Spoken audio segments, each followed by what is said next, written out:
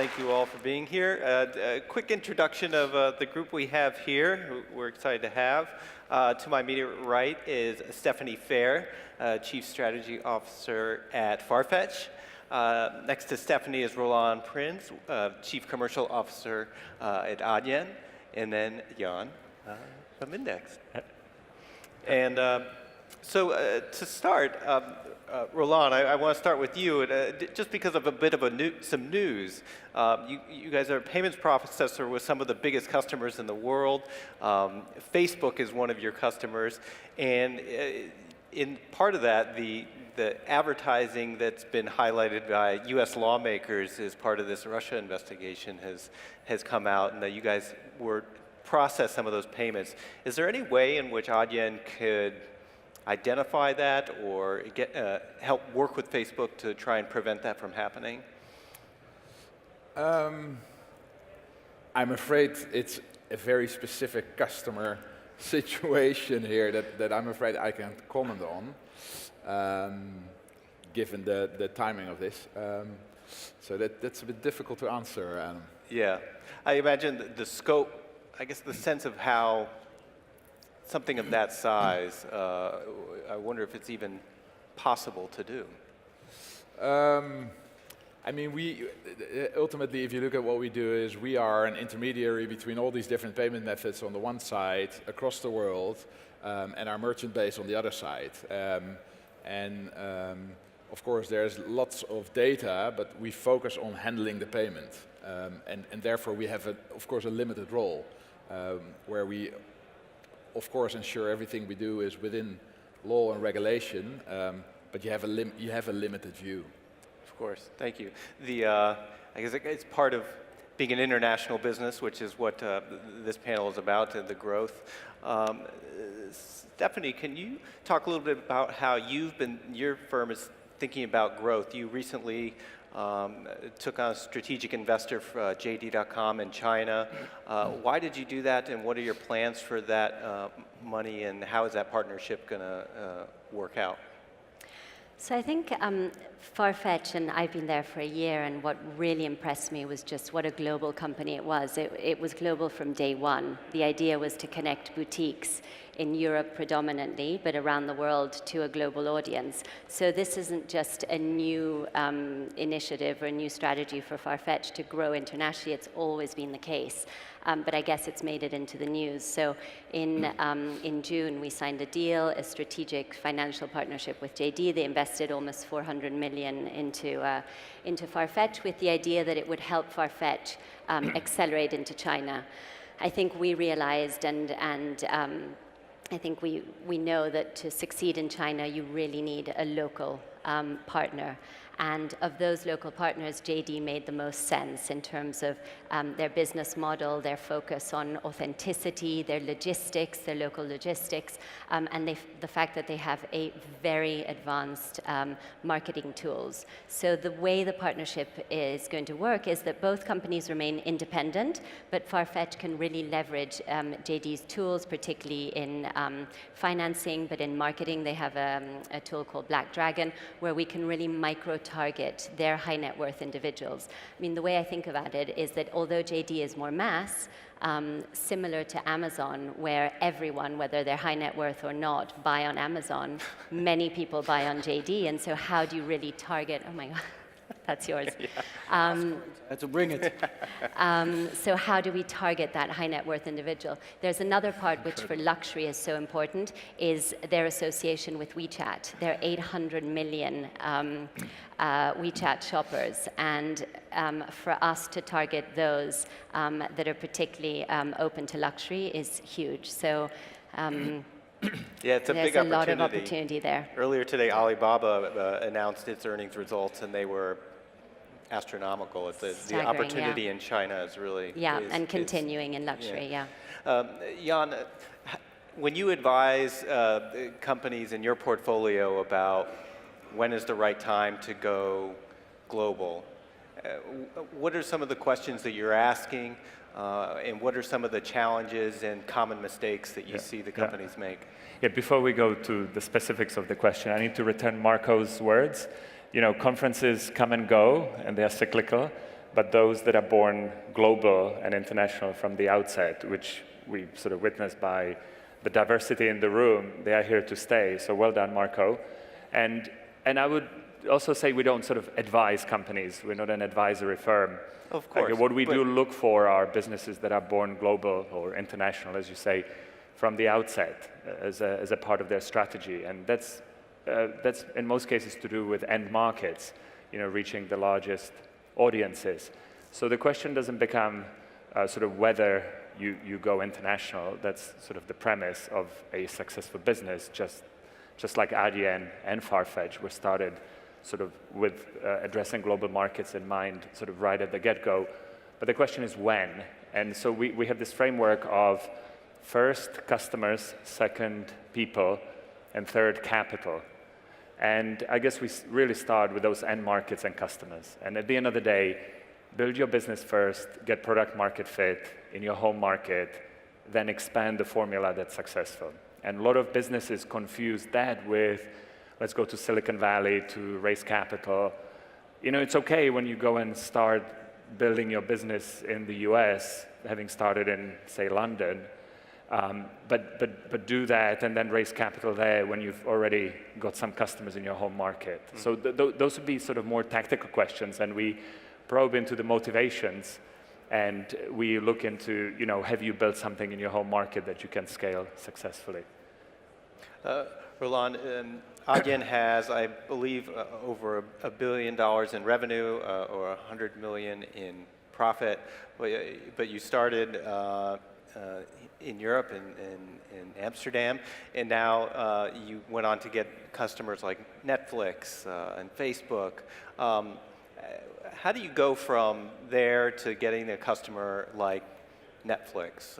What was sort of a big hurdle that you had to get across where you could get a company of that scale to trust you with their business? Of course, you build step by step, right? And when we started well over 10 years ago, we started as an international company from day one. Because we're really looking at a long-term plan with big ambition. But secondly, the Dutch market is tiny. So you'll never build a payments company in Holland, so you got to go international instantly. And then you build step by step. Our first customer was a German customer. And then you build the solution step by step, and you start talking to people. And it takes a lot of time. You got to be really patient. You got to be very persistent with your story. And ultimately, these companies start with something small. And that's what we always did. We never went for the big thing from day one. We said, what can we solve for you? Is there a new market that we can help? Is there a new channel we can help? And then you prove yourself. And then to get bigger volume with these type of companies, it's all about the real results. It's got to really be delivering. There's nothing else that plays a role but the results. And that's really good, because that's giving you the focus that you need. Stephanie, you mentioned a bit ago Amazon, and I'm curious what it's like to operate in a similar sphere as Amazon. Their influence is obviously growing and bigger and bigger and bigger, but fashion is an area where they've wanted to do more. I think it's fair to say that they've struggled a bit in that area. But how do you differentiate yourself from Amazon and keep yourself from being swallowed by them? Yeah, I think you can't. Yeah, you can't get away from the Amazon question. I think luxury is very specific. It's very specific. It's very fragmented. It's operates according to its own rules, and I think fundamentally, luxury operates from an experiential point of view. It's about storytelling, it's experience, it's service, but not service necessarily only from the point of view of efficiency. And if you think about Amazon, they've absolutely perfected that efficiency. But the question remains, can they create that storytelling and that experience? I wouldn't put anything past them, and it definitely keeps everyone on their toes. But what we've seen is that in that luxury fashion vertical, which is where Farfetch is absolutely focused on, the brands have had options. They certainly have been approached, but they've either chosen to go on their own, or they've decided to work with us, because we offer not only, I guess, our lead-in product, which is that marketplace, the Farfetch.com, which connects both boutiques to a global audience, but also brands. But also, given that we're on this platform, we can offer so much more to brands, that ability to connect right into their inventory, into their retails, with Store of the Future, the online, offline. So it's a lot more than just a marketplace to access a global audience. So I think we're building a moat around ourselves with all of these offerings. And I think we can absolutely coexist. Jan, I think a broader point jumping off that is that you have these bigger and bigger global technology companies now, Amazon being one, Google, Facebook, Apple, Microsoft, and they're getting bigger and bigger and seem to be building bigger and bigger moats around their own businesses. And so I'm wondering if it's getting harder for younger companies to compete, to grow to a scale where they can themselves be those big global influential companies. Are these big US companies getting too big? You could argue that, and certainly it's the powerful network effects that they command. Obviously they have their core businesses that are either monopolies or they have very strong or dominant market positions that these companies don't really like to talk about that much. If you look at the news flow that comes out of the very large internet platforms, it's about all the ancillary markets, reinventing transportation or manufacturing or what have you. If we sort of only looked at sort of the power of these groups, we probably wouldn't be in business. And it's really the entrepreneurial spirit of nimble founders really finding a way against sort of all obstacles, and that of course has traditional incumbents, but also these large internet platforms. And you could say that these companies are everybody's competitor, but what we see is more and more very high quality startups and startups that grow into big businesses being born, and actually Farfetch and Adyen are great examples. In the case of Farfetch, it's just the sheer logistical complexity and connecting so many sort of dots in the value chain or the supply chain, from the store to, from the supply to the store, to the customer, the logistics of delivering the item. In the case of Adyen, it's having 300 payment methods, having the full stack from gateway, processing, acquiring, and now a banking license. Adyen is a bank and can issue bank accounts and sort of cross money in the cloud between companies. These activities are very complex, and as much as many startup founders may fear what Google could do, well, Google cannot do it all, and we're here to find those entrepreneurs that sort of rise to the challenge and figure out something that's difficult, and if it's difficult, then it's hard to replicate by others. Roelant, I think regulation has been something that's talked about more and more, whether it's Washington or Brussels. Do you think technology and technology companies are coming under a brighter spotlight now in terms of regulation, and do you think that that's appropriate? I think regulation has to grow along with how industries evolve. I can look at it from our own point of view, and when we started over 10 years ago, at that time the regulation around online payment processing was years behind where the market was. I mean, you're coming from truly localized regulation covering one market where we had companies operating all across borders, and we basically formed models to deal with our merchants' funds and had escrows in place that in the end were the basis for some of the regulation that's in place today. So it has to evolve, and I think that's a natural thing. As the impact grows, as the stakes grow, the risks that are linked to it grow, I think regulation has to follow. It is really important, though, that there's a very clear link with the market and with customer interests, and that's sometimes not instant. There's a lot of new payment regulation coming out in PSD2, Some of it originally was really really challenging for customer experience, and the aim we all have to make things more frictionless. So yeah, you got to continue to find that balance and have the two meet. But more regulation as things grow, I think it's a good thing. Mm-hmm. Do you agree? I think somewhat, yeah. I think particularly with all the news around fake news, which, you know, in your world and media, is there right balance? So I think it will head that way.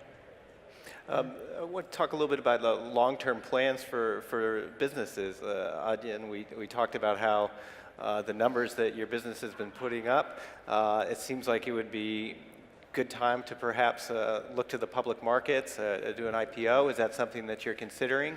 Feel free to, we're just among friends here, you can just... It's another question that's a bit expected, but you know, where we are as a company, we feel, although we've been going, we've reached a certain size, however, in the bigger scheme of things in payment handling, we're still a fairly small player.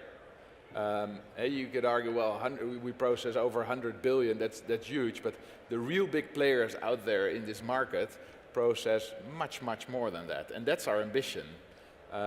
We're still in a very fast growth phase. We're benefiting from economies of scale right now, but there's a lot of ambition ahead of us, so we continue to have that focus on execution. We love the execution part, so we take it step by step.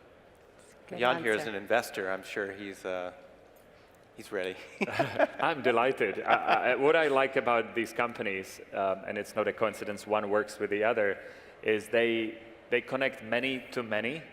And in one case, it's all possible customers globally with all possible items you can bring to them from around the world. And in Roelant's case, what Adyen addresses is really, we were discussing with some colleagues, what is the market size or the market opportunity ahead of the company? And it is really all transacted GDP. And that's a beauty of the payments market. There is no end. There is really no end. And that's why Roland's humble comment about we're just getting going, even though the company is pretty huge. Got it. Well, that's a good place to end. Our time is up. Thank you for listening, and enjoy the rest of your day. And Adam, thank you for not asking the Brexit question. Actually, you've run out of time. We're out of time. That's the IPO one.